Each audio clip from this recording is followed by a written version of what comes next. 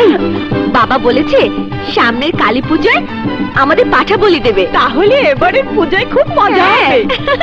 খুব মজা হবে। সুমনা, পথে দেখলাম বিদুষার ছেলে বিদুষা রামদা কাটে, তোদের পাঠা নাকি বলি দেবে। বিদুষা কোথায়? ওই দিকে। এই চল তো, চল চল।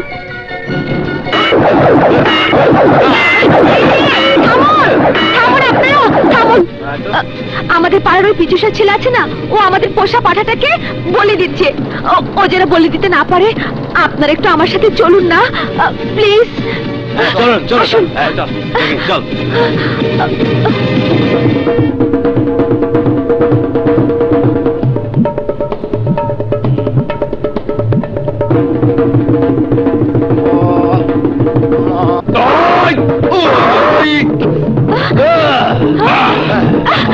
খবরদার!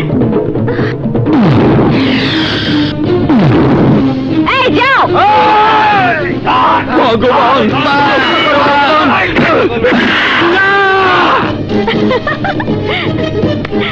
এই বিজুর বাচ্চা, ছোপ বুঝে কোপ মারিস, বুঝলি?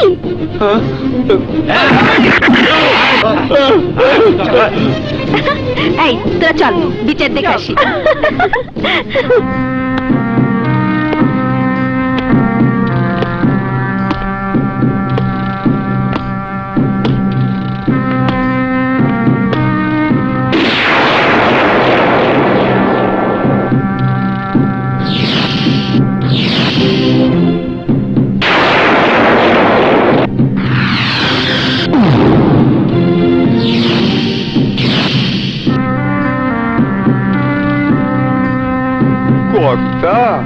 পীযুষা তার বাবা পীযুষার নির্দেশে আমার পাঠা বলি দিতে গিয়েছিল, তখন আপনার লোকদের সহযোগিতায় হাতে নাতে ধরে ফেলেছে।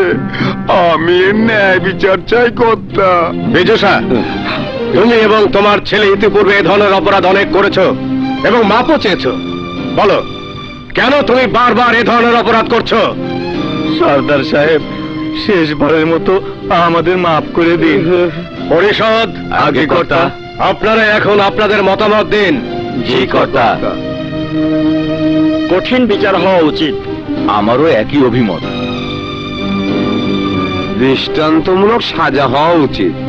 বাপ ছেলেকে গাছতলায় নিয়ে গিয়ে জনসম্মুখে 3 বার কান ধরে উঠবোস করাবে, নতুবা 2000 টাকা জরিমানা দেবে। বাবা, টাকাটা দিয়ে দাও। চুপ! সর্দার সাহেব, কান ধরেই উঠবোস করবো। গফফার, জি, শাস্তি দেবার ব্যবস্থা করো। আগে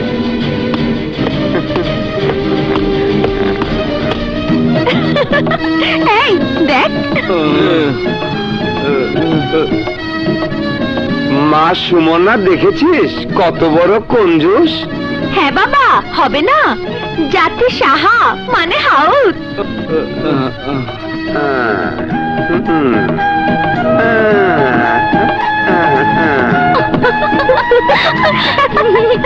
চল।